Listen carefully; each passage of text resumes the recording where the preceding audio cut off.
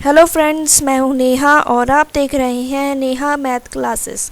इस वीडियो में हम एक्सरसाइज 2.3 के एग्जाम्पल नंबर 9 को कंप्लीट करेंगे और ये लास्ट एग्जाम्पल है इस एक्सरसाइज के ऊपर बेस्ड है तो चलिए स्टार्ट करते हैं। और अगर आपने इस चैनल को अभी तक सब्सक्राइब नहीं किया है तो सब्सक्राइब बटन को प्रेस करें और साथ में लगे बेल आइकन को भी दबाएं ताकि आपको न्यू वीडियोस की नोटिफिकेशंस मिलती रहें। तो चलिए अब स्टार्ट करते हैं। तो हमारे पास एग्जाम्पल नंबर 9 ये बहुत ही इम्पॉर्टेंट एग्जाम्पल है जिसमें डिवीजन अलगोरिथम की एप्लीकेशन है ज़ीरोज़ फाइंड करने के लिए। तो हम क्वाड्रेटिक पॉलिनोमियल की ज़ीरोज़ तो हम मिडिल टर्म को स्प्लिट करके फाइंड कर सकते हैं। तो अगर हमने हायर पॉलिनोमियल्स की ज़ीरोज़ फाइंड करनी हो, रूट्स फाइंड करने हो, तो हम यही मेथड यूज़ कर सकते हैं। तो फाइंड करना है इस एग्जाम्पल में हमें all the zeros of this polynomial if you know that two of its zeros are √2 and -√2। तो इस क्वेश्चन में हमें क्या करना है, इस एग्जाम्पल में हमें ज़ीरोज़ फाइंड करनी है। मींस हमें ऐसी वैल्यूज़ फाइंड करनी है इस पॉलिनोमियल के लिए यहाँ पर जब हम इसको रिप्लेस करें x के साथ, x की जगह पे पुट करें तो हमारे पास आंसर 0 बन जाए। तो ऐसी वैल्यूज़ हमें फाइंड करनी है इस डिग्री 4 की पॉलिनोमियल की।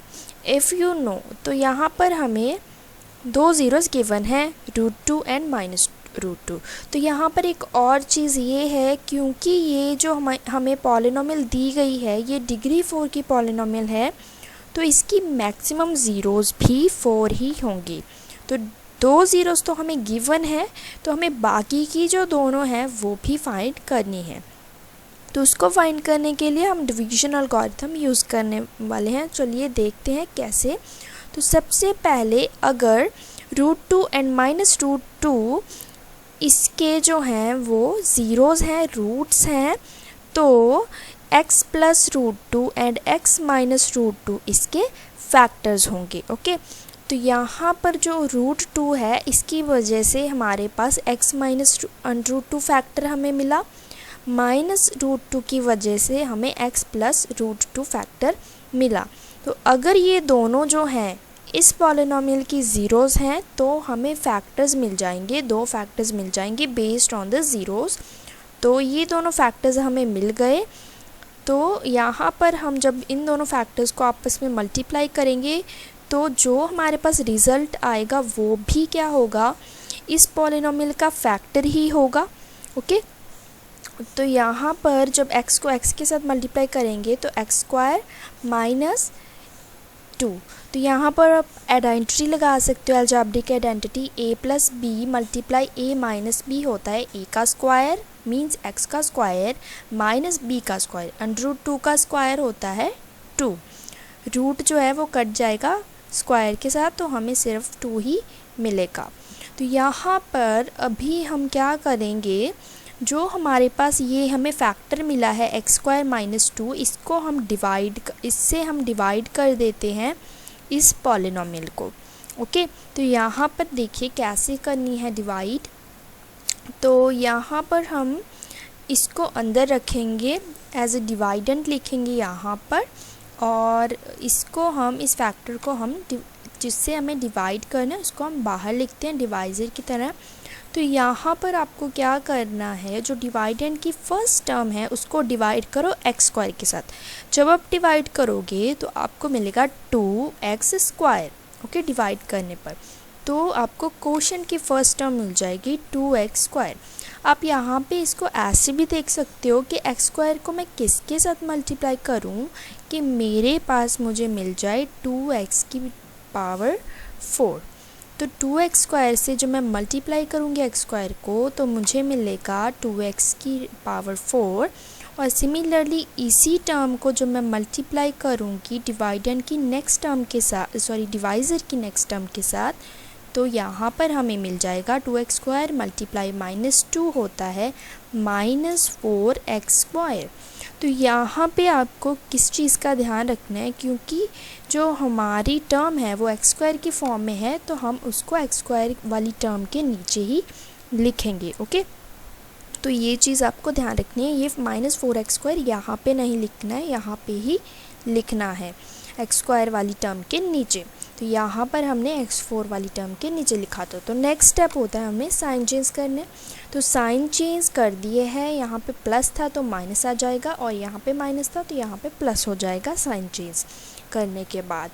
तो उसके बाद इसको सिंप्लीफाई करते हैं, तो 2x4 -2x4 कट जाएगा तो हमें 0 मिलेगा, और इसको सॉल्व करते हैं अभी तो हमें मिलेगा -3x² में प्लस किया 4x², तो आपको सॉल्व करने के बाद मिलेगा x²।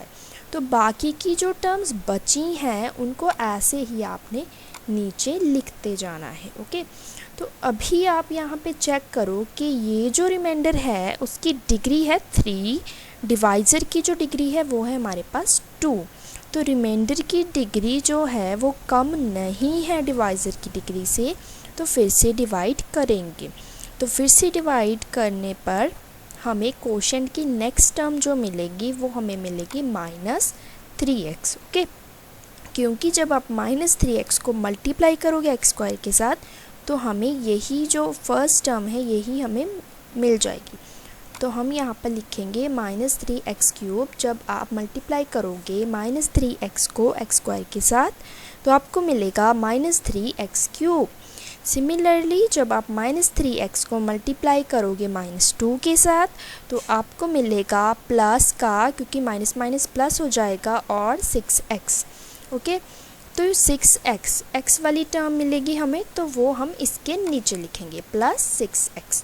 ओके, तो अभी हम साइन चेंज कर देते हैं, यहाँ पे माइनस था तो प्लस हो गया, यहाँ पे प्लस था तो माइनस हो गया। तो सिंप्लीफाई करने पर ये टर्म तो कट जाएगी क्योंकि साइंस डिफरेंट हैं, और x² को ऐसे ही लिखेंगे यहाँ पर, और ये भी जो है अपोजिट साइन है ये भी कट जाएगा, तो हमारे पास सिर्फ -2 बचेगा।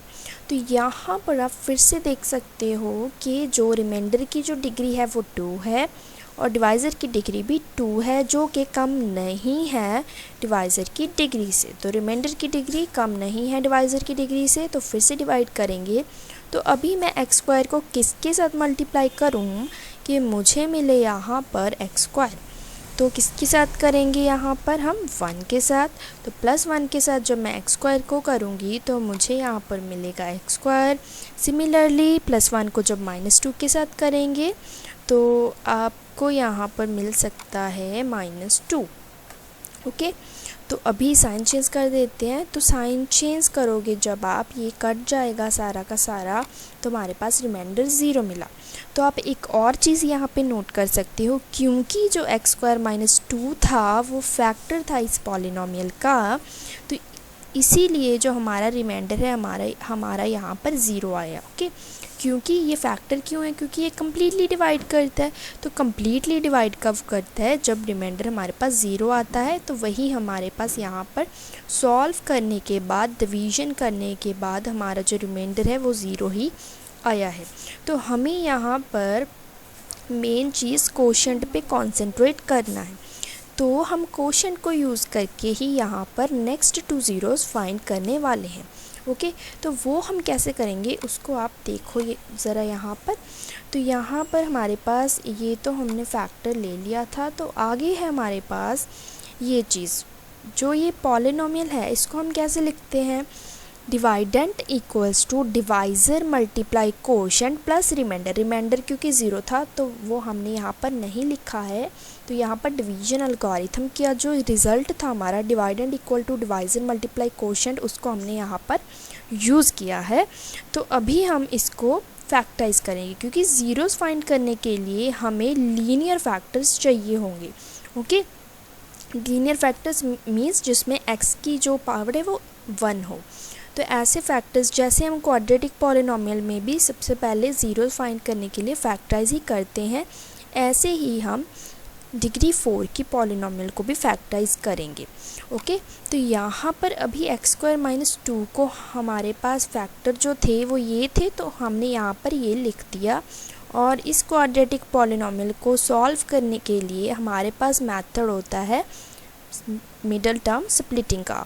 ओके, तो यहाँ पर आपको ऐसे फैक्टर्स, ऐसे नंबर्स ढूंढने हैं जिसको ऐसे फैक्टर्स और नंबर्स ढूंढने हैं जिसको जब मैं मल्टीप्लाई करूं तो मिले हमें 2 × 1 होता है 2, तो मल्टीप्लाई करने पर 2 मिले और प्लस करने पर -3 मिले।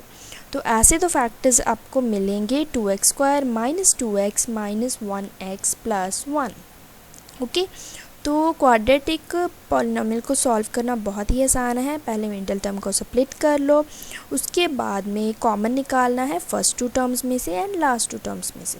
तो यहाँ पर अभी हम कॉमन निकाल लेंगे। ये जो चीज़ है ये तो सेम आ गई दोनों फैक्टर्स। यहाँ पे देखो, यहाँ पे 2x को कॉमन निकाल लिया तो हमारे पास अंदर बच जाएगा x - 1। तो यहाँ पर हमने क्या किया, लास्ट टू टर्म्स में से हमने -1 को कॉमन लिया और हमारे पास बचा x - 1। ओके, तो यहाँ पर फिर हमें फैक्टर्स मिल जाएंगे। x + √2 था पहले से हमारे पास, x - √2 भी पहले से ही सेम है। तो यहाँ पर हमारे पास मिला 2x - 1 एंड x - 1। तो आप देख सकते हो ये जो हमारी पॉलिनोमियल है इसको हमने रिड्यूस कर दिया लीनियर फैक्टर्स की प्रोडक्ट की फॉर्म में। तो यहाँ से ज़ीरोस फाइंड करना बहुत ही आसान है। इसको इक्वल्स टू हर एक फैक्टर को इक्वल्स टू 0 रखना होगा और हमें ज़ीरोस मिलती जाएंगी। तो जब आप फर्स्ट फैक्टर को 0 के इक्वल रखोगे तो ये प्लस है जो वो राइट हैंड साइड जाके माइनस का हो जाएगा। तो यहाँ से हमें मिलेगा -√2। तो नेक्स्ट फैक्टर को जब आप 0 के इक्वल पुट करोगे तो x की वैल्यू यहाँ पे हमें मिल जाएगी प्लस का √2। और सिमिलरली जब आप 2x - 1 को इक्वल्स टू 0 पुट करोगे, ओके, जब आप उसको सॉल्व करोगे तो उसके बाद आपको x की वैल्यू मिल जाएगी यहाँ से 1/2। सिमिलरली जब आप x - 1 को 0 के इक्वल पुट करोगे तो आपको यहाँ से वैल्यू मिलेगी 1। तो यही जो वैल्यूज़ आई हैं हमारे पास, यही इस पॉलिनोमियल की डिग्री 4 की पॉलिनोमियल की ज़ीरोज़ हैं, रूट्स हैं। और ये ऐसी वैल्यूज़ हैं जिसको जब हम पॉलिनोमियल में पुट करेंगे x की जगह पर तो हमें आंसर 0 ही मिलेगा। ओके, तो यहाँ पर हम क्या लिखेंगे, therefore the zeros of the given polynomial are -√2, √2, 1, 1/2। तो क्योंकि डिग्री 4 थी तो अब यहाँ पे देख सकते हैं हमारे पास 4 रूट्स ही हमें ऑब्टेन हुए हैं।